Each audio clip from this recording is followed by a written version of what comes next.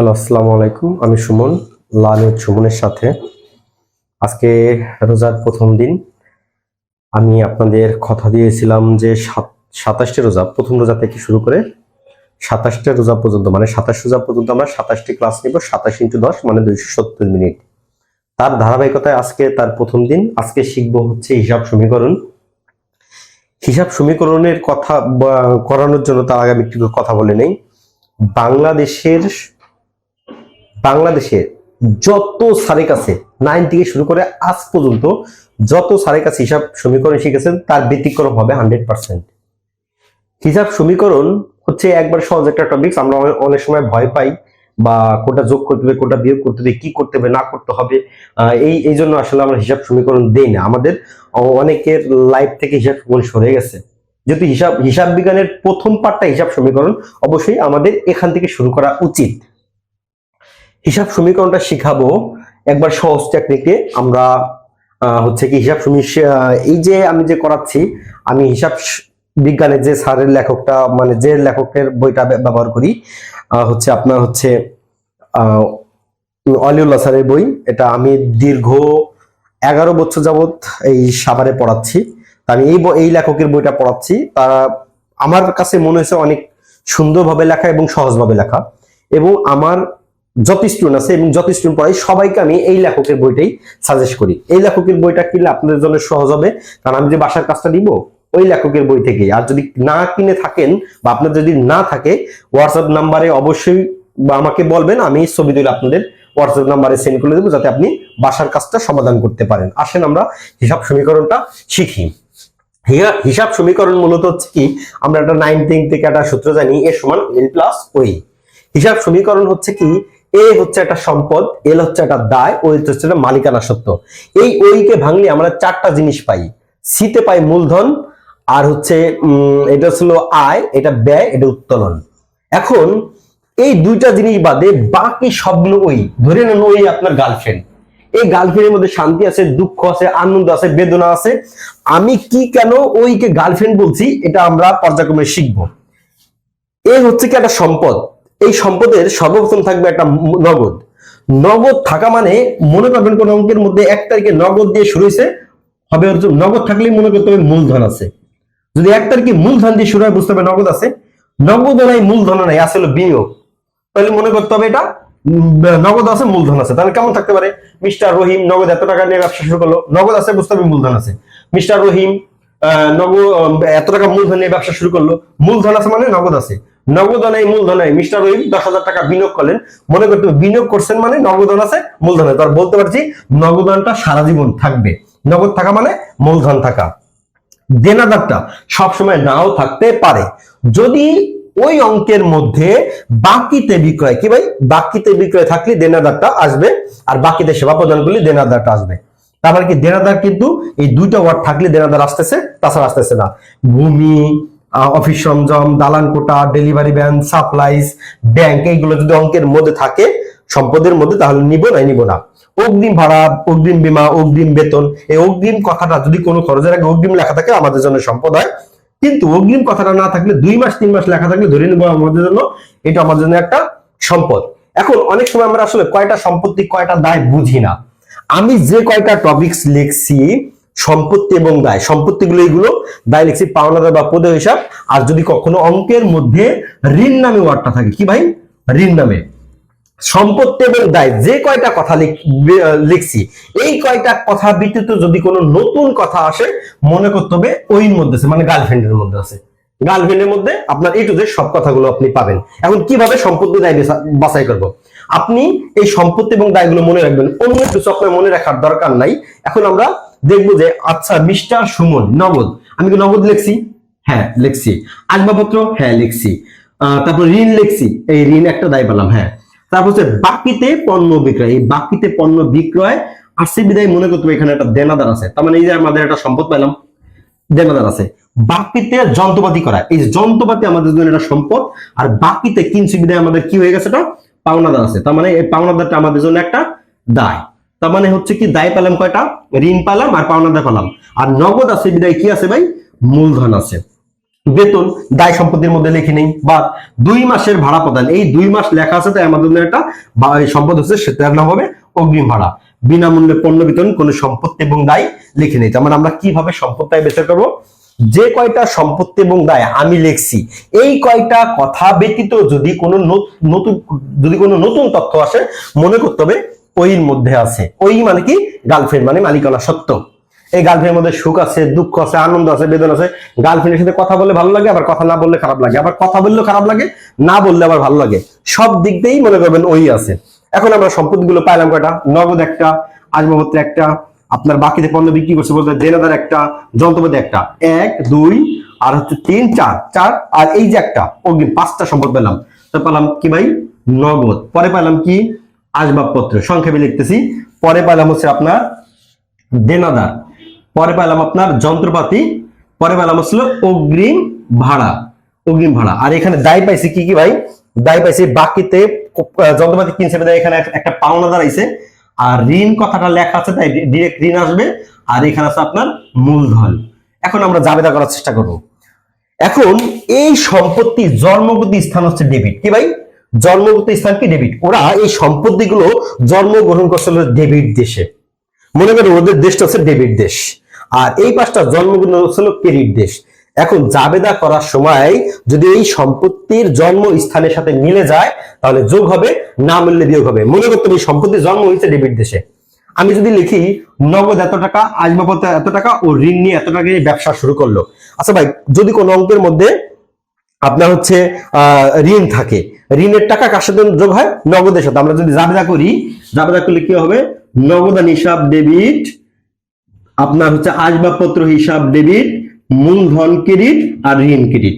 নগদান debit মানে কত টাকা হবে, 10,000, আর হচ্ছে ঋণের টাকা মোট 15,000। আপনার হচ্ছে আসবাবপত্র হচ্ছে আপনার 20,000 টাকা। আর মূলধন যখন লিখবেন ঋণের টাকাটা নেবেন না, তাহলে 10 আর হলো 20, 30,000 টাকা হবে আপনার মূলধন, আর ঋণ আসবে আপনার হচ্ছে 5,000 টাকা। আমি কি বলছি, সম্পত্তির জন্ম হয়েছে কোন দেশে, ডেবিট দেশে। জাবেদা করার সময় যদি জন্ম স্থানের সাথে মিলে যায় প্লাস করব, না মিললে মাইনাস করব। কেমন হতে পারে, নগদান হিসাব ডেবিট, নগদান জন্ম হয়েছে ডেবিট দেশে, জাবেদার সময় হয়েছে ডেবিট, তার মানে যোগ হবে। এখানে আপনার লিখলেন নগদান হিসাব, আমরা 1 তারিখ মনে করে দিলাম, নগদান হিসাব ডেবিট। আসবাবপত্র হিসাব ডেবিট, জন্মগ্রহণ আসবাবপত্রের ডেবিট দেশে, তার মানে এটা যোগ হয়েছে। জন্ম স্থানের সাথে যদি মিলে যায় যোগ হবে। মূলধন হিসাব ক্রেডিট, মূলধনের জন্মগ্রহণ, আমরা যদি রেয়ামিল করি মূলধনটা কোথায় বসা, ক্রেডিট পাশে, তাহলে বুঝতে হবে মূলধনের জন্মগ্রহণ কোথায়, ক্রেডিট, মানে মিলে গেছে, তার মানে হচ্ছে কি আপনার যোগ হচ্ছে। আর ঋণের জন্মগ্রহণ ক্রেডিট, তার মানে ঋণটাও যোগ হয়ে যাচ্ছে। এখন অনেক সারা পর্যায়ক্রমে উদ্বৃত্ত নামায়, উদ্বৃত্ত নামাইলে আমাদের একটা মাঝখান থেকে যদি লেনদেন ভুল হটাই স্বাভাবিক, আমরা যখন পরীক্ষা দিব হটাই স্বাভাবিক, তখন মাঝখান থেকে একটা ভুল হয়ে গেলে আপনার সম্পূর্ণ ভুল, সবগুলো কাটা লাগবে। আমরা কি করব, যোগ বিয়োগ আপনার যেটা হবে সেটাই বসাবেন, যে বিয়োগ হওয়ার আগে একবার লাস্ট ফিনিশিং এ আপনার যোগ বিয়োগটা করবেন। আমি যদি পরের লেনদেন শুরু করি, বাকিতে বিক্রয়, আমরা করলে জাবেদা করলে কি হবে, বাকিতে বিক্রয় আমরা যদি লিখি দেনাদার হিসাব ডেবিট, আর হচ্ছে বিক্রয় হিসাব ক্রেডিট। আচ্ছা ভাই, দেনাদারের জন্মগ্রহণ কোথায়, ডেবিট, জাবেদার সময় হইছে ডেবিট, যোগ না বিয়োগ, অবশ্যই যোগ। আমি বলছি জন্মগ্রহণের সাথে মিলে গেলে যোগ, তার মানে নগদান হিসাব আপনার দেনাদার হিসাবে 8,000 টাকা যোগ হচ্ছে। বিক্রয় হিসাব, আমি এই অঙ্কের মধ্যে সম্পত্তি এবং দায়ের মধ্যে কোনো বিক্রয় লিখছি, লিখে আমি বলছিলাম আমি যে কটা সম্পত্তি এবং দায় লিখছি এর এইগুলোর বাদে যদি অন্য কোনো কিছু আসে, মনে করতে হবে মূলধনের মধ্যে আছে। মূলধনের মধ্যে যদি কখনো আয় হয় যোগ করতে হবে, ব্যয় হলে বিয়োগ করতে হবে, উত্তোলন হলে বিয়োগ করতে হবে। এখন বিক্রয় করলে আয় হয় না ব্যয় হয়, অবশ্যই আয় হয়। তার মানে রেভিনিউ মানে আয়, এক্সপেন্সেস মানে ব্যয়, আর ড্রয়িং মানে হলো উত্তোলন, তার মানে এখানে আপনার আয়। তাহলে মূলধনের সাথে যোগ হয়ে যাচ্ছে কত টাকা ভাই, 8,000 টাকা যোগ হয়ে যাচ্ছে।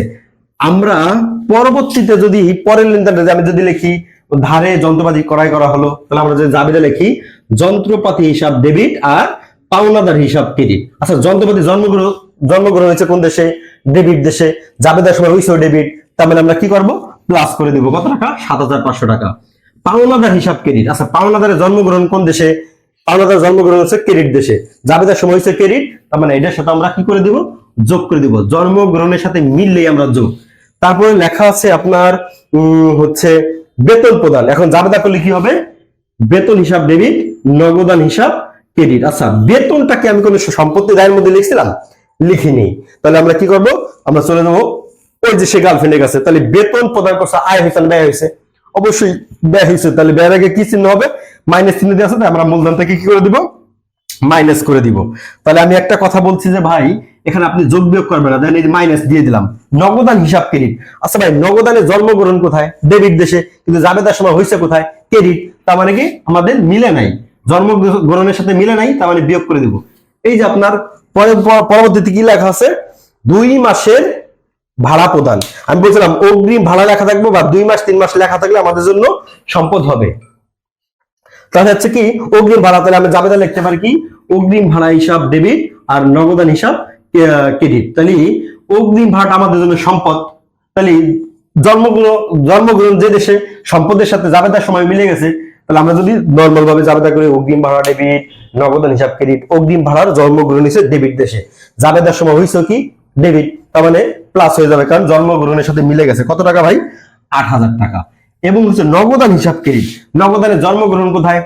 নগদানের জন্মগ্রহণ হচ্ছে আপনার ডেবিট দেশে, কিন্তু জাবেদার সময় হয়েছে কি ক্রেডিট, তার মানে এখান থেকে আমরা বিয়োগ করে দিব। তারপরে হচ্ছে আপনার বিনামূল্যে পণ্য বিতরণ। এই কথাটা কেন লিখছি? এটা যদি আমরা জাবেদা করি, বিনামূল্যে পণ্য বিতরণ জাবেদা করলে লিখতে হবে যে বিজ্ঞাপন হিসাব ডেবিট আর হচ্ছে করা হিসাব ক্রেডিট। আচ্ছা ভাই, এই দুইটা লেনদেনে আমি কোন সম্পত্তি দায়ের মধ্যে লিখছি? লিখিনি। তাহলে যদি কোনো লেনদেন জাবেদা করার মধ্যে সম্পত্তি দায়ের মধ্যে পড়ে না, দুইটাই মূলধনের মধ্যে পড়ে, এইভাবে যদি কখনো আসে, এই মূলধন থেকে একবার প্লাস করে দিব, একবার মাইনাস করে দিব। কিভাবে প্লাস মাইনাস করব? এই 2,000 টাকা একবার প্লাস হলো, আবার 2,000 টাকা মাইনাস হলো। যদি কখনো এই, এখন অনেকে চিন্তা করতে পারে এটা দিলেও কি না দিলেও কি, যদি বলে দেয় এত এত এত তারিখ দিয়ে একটি হিসাব সমীকরণ তৈরি করুন, যদি তার মধ্যে যদি এই লেনদেনটা থাকে, যদি আপনি না দেন, তাহলে অবশ্যই আপনার 1 মার্ক কমে যাবে। এখন যদি ওই তারিখটা না থাকে, তাহলে আপনি না দিলে সমস্যা হয়, কারণ ব্যালেন্স করলে তো, এখন আমি এই যে উদ্বৃত্ত নামাইনি, এখন আপনি কিভাবে যোগ বিয়োগ করবেন? ক্যালকুলেটর নেবেন, এটা প্লাস সাইন, প্লাস থেকে কি করবেন, এই দুটো মাইনাস করে এখানে বসায় দিবেন। এখানে যোগ বিয়োগ করার কিছু নাই, এখানে বসায় দিবেন, এখানে কিছু বসায় দিবেন। আবার হচ্ছে আপনার এখানে যোগ বিয়োগ করার কিছু নাই, এখানে বসায় দিবেন, এখানে বসায় দিবেন, এখানে বসায় দিবেন, এখানেও বসায় দিবেন। এই এটার সাথে এটা যোগ আছে, এটা বিয়োগ আছে, এটা আবার যোগ আছে, এটা বিয়োগ আছে, নিচে বসায় দিবেন। এইভাবে যদি আমরা হিসাব সমীকরণটা করি, আমি যদি আর একটা জাবেদা বলার চেষ্টা করি, তাহলে জাবেদা হচ্ছে কি আপনার, মনে করেন বললাম যে পাওনাদারকে পরিশোধ করা, জাবেদা করলে কি হবে? পাওনাদার হিসাব ডেবিট আর হচ্ছে নগদান হিসাব ক্রেডিট। পাওনাদারের জন্মগত স্থান কোথায়? ক্রেডিট হয়েছে কোথায়? ডেবিট। তার মানে পাওনাদার থেকে আপনি বিয়োগ করে দিবেন। আর নগদানের জন্মগত স্থান কোথায়? ক্রেডিট হয়েছে কোথায়? সরি, নগদানের জন্মগত স্থান হচ্ছে ডেবিট, হয়েছে হলো আপনার ক্রেডিট, তার মানে এখান থেকে আপনি বিয়োগ করে দিবেন। আমি যদি বলি যে পণ্য করায় গেলে জাবেদা করলে কি হবে? করা হিসাব ডেবিট আর হচ্ছে কি আপনার করা হিসাব ডেবিট আর হচ্ছে নগদান হিসাব ক্রেডিট। আচ্ছা, করাই নামে কোনো সম্পত্তি দায় লিখে নেই, তার মানে মূলধনের মধ্যে চলে যাবো। পণ্য কিনলে আমাদের জন্য ব্যয় হয়, ব্যয়ের আগে কি চিহ্ন? মাইনাস করে দিব। তারপর হচ্ছে নগদানের জন্মগত স্থান আপনার হচ্ছে ডেবিট, হয়েছিল ক্রেডিট, তার মানে নগদান থেকে আপনি বিয়োগ করে দিবেন। তার মানে আপনি জাবেদা করবেন, জাবেদা করার সময় আমি এখানে যতগুলো সম্পত্তি এবং যতগুলো দায় লিখছি, এটা বাদে যদি অন্য কোনো জিনিস আসে বা নতুন জিনিস আসে, তাহলে আপনি কি করবেন? সবগুলো মালিকানা সত্ত্বে। এখন আপনাদের মনে অনেকে প্রশ্ন জাগতে পারে যে ভাই আপনি যে কয়টা সম্পত্তি লিখছেন বা যে কয়টা দায় লিখছেন, এই বাদে আসতে পারে। হ্যাঁ, আমি যখন অনার্সে স্টুডেন্ট পড়াই, আরো কয়েকটা, যেমন আমরা যদি বলি আসবাবপত্রের অবচয়, আমরা জাবেদা কি লিখি? অবচয় হিসাব ডেবিট, পঞ্চবিধ অবচয় ক্রেডিট। এটা যখন আমরা কার্যপত্র করি, আপনারা হয়তো বা এই কার্যপত্রের মধ্যে এটা দায় দিই, তার মানে এটা নতুন একটা দায়। Depreciation debit, accumulated depreciation credit. যখন আমি অনার্স স্টুডেন্ট পড়াই, তখন এটা আমাদের জন্য একটা দায়ধারী। আর একটা দায় পাই যে unearned service revenue has been earn, মানে অনুপার্জিত সেবায় অর্জিত হয়েছে। শুধু যদি আনআর্ন কথাটা লেখা থাকে, তখন আমরা ওখানে একটা আনআর্ন মানে অনুপার্জিত, ওইটা আমাদের জন্য দায়। এখন এরকম নর্মাল ভাবে আসে না ইন্টারমিডিয়েট লাইফে। তাই আপনারা যে কাজটা করবেন, আসলে একদিন তো হিসাব সমীকরণে শেখানো যায় না। আমি আপনাদের শিখাইতে চাইছি বেসিকটা। 27 দিনে আমি 27 ইন্টু 10 মানে 270 মিনিট, 4.5 ঘন্টা। এই 4.5 ঘন্টা সময় আমি সম্পূর্ণ বেসিক শিখাই দিব, 2024 সালের সংক্ষিপ্ত সিলেবাস। এবং ঈদের পরে আমার যে একটা কোর্স প্ল্যানিং থাকে, আমার স্টুডেন্টরা অবশ্যই ওই ব্যাচে পড়ে, তখন আমি একটা সাজেশন তৈরি করি। যেমন আমার হচ্ছে 2023 সালে যারা পরীক্ষা দিচ্ছে, প্রায় 80+ স্টুডেন্ট আমার কোচিং থেকে। আমি প্রতি বছরই আমি 100 স্টুডেন্ট, মানে আমার কোনো সাইনবোর্ড ব্যানার কিছুই নাই, জাস্ট স্টুডেন্টের রিকোয়েস্টে আমি আসছি আপনাদের অনলাইনে বেসিকটা শেখানোর জন্য। যে এই জন্যই আপনাদের বেসিক শেখানোর জন্য, যদি কখনো হেল্প লাগে অবশ্যই আমার হোয়াটসঅ্যাপ নাম্বার আছে, ওখানে নক দিবেন, ইনশাল্লাহ পাবেন। এবং সাজেশনের ব্যাপারটা, সাজেশন হচ্ছে আমি প্রত্যেক বছর একটা সাজেশন করি। হিসাব বিজ্ঞানের প্রথম পত্র এবং দ্বিতীয় পত্র দুইটা মিলে সর্বোচ্চ যদি সব মানে একবারে অনেক বেশি ম্যাথ দেই তাহলে দিব 80টা, না আরো কম দিব। প্রতি বছরই এইভাবে হচ্ছে আপনার ফিনান্সের সর্বোচ্চ ম্যাথ দিলে 30 থেকে 35টা, তার বেশি দিব না। এইভাবে আমি আবার এমসিকিউ প্রতিদিন আমার কোচিং এ এমসিকিউটা চালু করা আছে, যেটা টেস্টের পরে, টেস্ট পেপারটা পাওয়ার পরে আমি একটা সাজেশন তৈরি করি। এই সাজেশনও যদি আপনারা নিতে চান, আর আমি টেস্ট পেপার সাজেস্ট করার পরে ওই সাজেশনের উপর আমি একটা সাজেশন করি, আপনারা বাসায় বসে চেষ্টা করবেন। আর তারপরে হচ্ছে আপনারা যে কাজটা করবেন, আপনাদের ভালো রেজাল্টের জন্য আপনাদের যদি কখনো সমস্যা হয় অবশ্যই আমাকে হোয়াটসঅ্যাপে ফোন দিবেন। যে কোনো চেষ্টা করবো, আমি তো আসলে মানুষের শেখার তো আসলে শেষ নেই, আমিও শিখতেছি, এখনো শিখতেছি, যতদিন পড়াবো ততদিনই শিখবো। তাই হচ্ছে চেষ্টা করবো সর্বোচ্চ দিয়ে, আমি আমার সর্বোচ্চ দিয়ে চেষ্টা করবো আপনাদের কিছু দেওয়ার জন্য। আজকে এই পর্যন্তই, ইনশাল্লাহ দ্বিতীয় রমজানে আবার কোন একটা টপিক নিয়ে, কোন একটা টপিক বলতে আপনার দ্বিতীয় অধ্যায়েরই হিসাব হচ্ছে 2 ঘোড়া 3 ঘোড়া নগদ প্রাপ্তি নগদ প্রদান খুচরা করে একটা টপিক নিয়ে আপনাদের সামনে হাজির হবো। আসসালামু আলাইকুম রাহমাতুল্লাহি ওয়া বারাকাতুহু।